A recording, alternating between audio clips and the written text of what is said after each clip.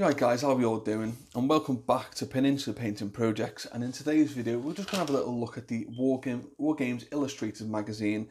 Now this is February's edition. It retails at £5.25. Now I'm starting to get into this. I've been convinced to collect historicals. I love the miniatures. I love history. So it wasn't really hard to convince me. The past year or so I've been watching multiple YouTubers, the likes of Carl Owens, Black Country Wargamer, Basic Miniature Painting, Leon, is it Leon 86? People like that and many more, and I'm sorry that I haven't mentioned you, but many more YouTubers who have done great paint jobs and sparked my interest on the historical range. Now, another reason why I bought this issue is because you got some Warlord Games bolt action miniatures for free. Now I believe these are the British Commonwealth. The only problem is, guys, they didn't put any bases in, which is a bit concerning because because I'm new to Warlord, can you buy bases singly? I don't know whether you can. But anyway, I suppose it was free, so it's not that much of a big deal because they haven't changed the prices because these are in it. It just gives more encouragement to buy, which I think is great because I don't really buy magazines anymore. I buy the odd occasional White Dwarf, and I'm going to start buying these weekly, monthly now. Might try and get a subscription maybe in the future. I'd love to stock them in the shop as well.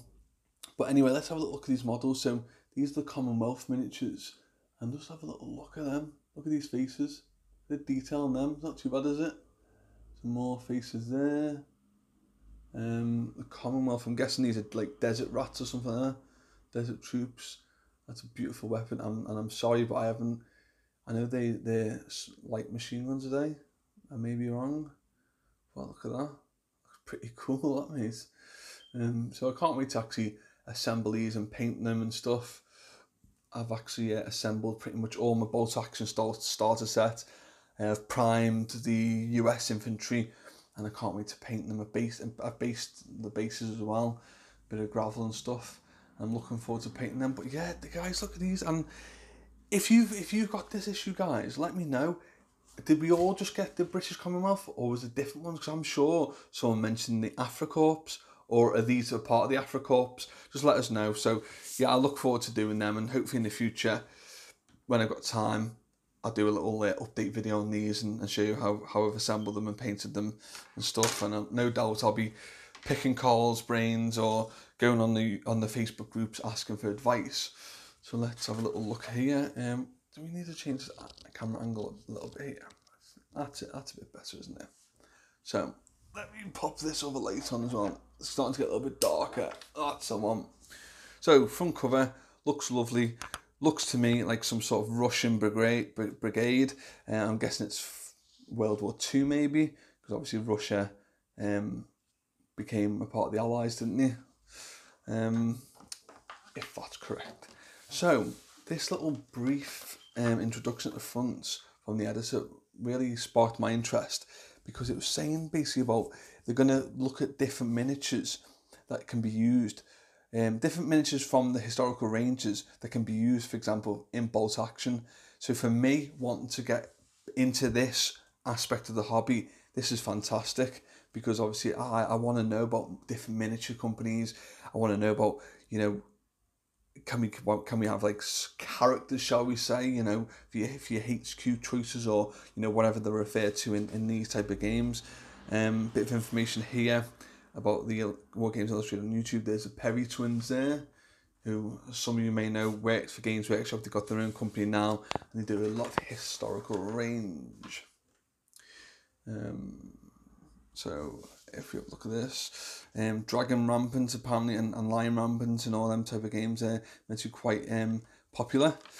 And then we've got some more stuff here, a bit more advertising about the subscriptions. You can get an online one, an electronic one, interactive and prime and print. These seem very interesting. I've seen these advertised on Facebook, and basically the MDF, they're pre-painted, and all you need to do is basically just assemble them, which is quite cool in my opinion. You just have to assemble them like that. Apparently though, they cost the same as the plastic. So me personally, I'd prefer to buy the plastics and then obviously assemble and paint them. Then we've got some Romans here. Are these from Victrix? Yeah, these are Victrix Romans, and these models look pretty nice. Now, I think bare plastic doesn't always do the miniatures justice. I don't think you can always see how good they are by just looking at bare plastic. A bit more information there, but oh, they're Perry's at the bottom, sorry. And then we've got some more information about books here, and are these tribal warriors? Quite cool as well, don't they? Very nice. Little tribal warriors there. Some more different battle mat companies. I was looking at these the other day. So these look more a little bit like civilians, Eastern Europeans. And these are obviously by North Star figures. Some of these as well. What are these clusters? Because I don't want to say the wrong word. And Darkest Africa, it says at the top here. I don't want to say the wrong word and get flagged up by YouTube or nothing. So the War Games Illustrated Awards. That's interesting. Oh, a bit of ice cream. Everyone loves a bit of ice cream there, don't we? Cruel Seas. More bit of advertisement in there. And then the Russian Civil War. It's personally I probably wouldn't play, but I wouldn't mind painting the miniatures to be honest. Because look at these miniatures look very, very nice. So I think there's a bit of a campaign here and a bit of rules there on how to play, which is quite cool. Foundry Animals. Oh yeah, it's for females. I don't know why, guys, but I'm starting to get into the female models now, It's something that's sparked my interest over the past 1 or 2 years, and I want to start doing them. I might do a Sisters of Battle Army, when they eventually come out. So you might expect to see that in the future. Got some nice animals here. Would be good for D&D or whatever, or even obviously doing bolt action. If you're in Africa or whatever, you might see a giraffe there. And then we got Anglo-Iraq Wars of this. All right, that'll be very interesting to have a little look at. Miniatures look very nice as well. Little flick through this, and that's what I like about this whole historical thing. You learn about history, you sparking your interest about history, and then you're using the miniatures to obviously learn and spark interest and stuff. I've said that twice, but what games is the Polish-Soviet War? That'd be interesting. Yeah, the poor Polish throughout history, they've just had no luck, have they?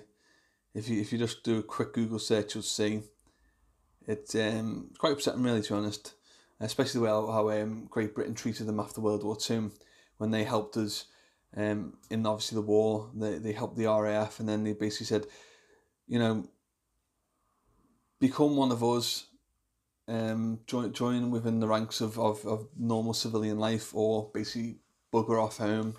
So I think a lot of them took the pride, rightfully so, and went back home. I don't blame them, to be honest. But yeah, there's a bit of information about the different Polish thing. Voluntary Legion of Women. That's interesting. The Soviet this will be the Soviets. I believe that the Soviets did have a lot of women fighting for them throughout different parts of time. I want to get this. Looks like a nice building. When I flicked through this before, I thought that looks very nice. And I've seen the game Saga that's come out. Well, it's been out for a while. I wouldn't mind getting that for that. So that's interesting. Bit of information here about Cruel Seas, doing a bit of making a MTB 74. I guess that's like some sort of rockets or something. And these First Corps, I think I said it in the last issue, guys. I like to look at these. It's like Dad's Army-esque, isn't it? You know what I mean? I used to watch Dad's Army with my granddad.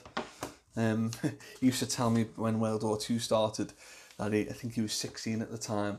And him and his mates tried to get in. His mates got in, but he couldn't get in because he was too short. He's like 4 foot nothing. The family, refer to him as the Hobbit. That's why I don't know where I get my height from. Maybe I'm adopted, but yeah, thinking back, that reminds me of my granddad. It's quite nice, really. So that's that. A bit of Flame of Wars action here. That scale's a bit too small for my liking, guys. Geek Nation Tours. Oh, Frostgrave 2020. A bit of a campaign, eh? Interesting. Falsch Mega Force. Mediterranean Theatre and so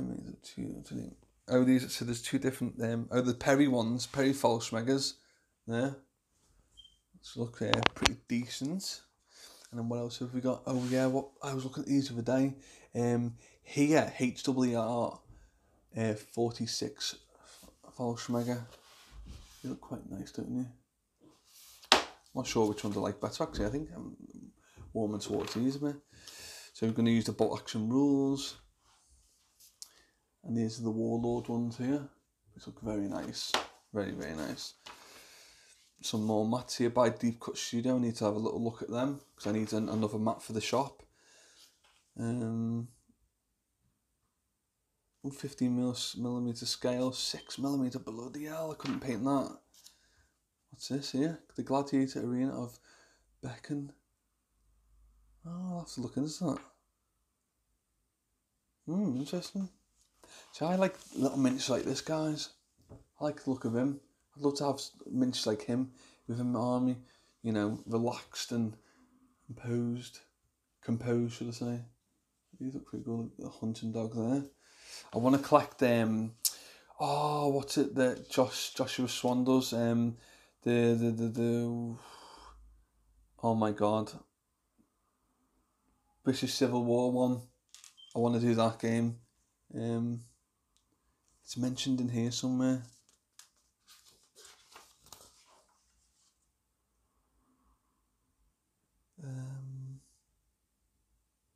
Surely mention it here. Empress Miniatures UK. That's good. Oh, what's the name of it? The British Civil War or something. Oh my gosh, I can't think of the name. It'll come to me. Oh, he looks nice. From Wild West Exodus. I believe that's quite popular as well in the indie scene. Some Judge Dredd stuff here. Again, by Mantic, I think they're from. They look very interesting.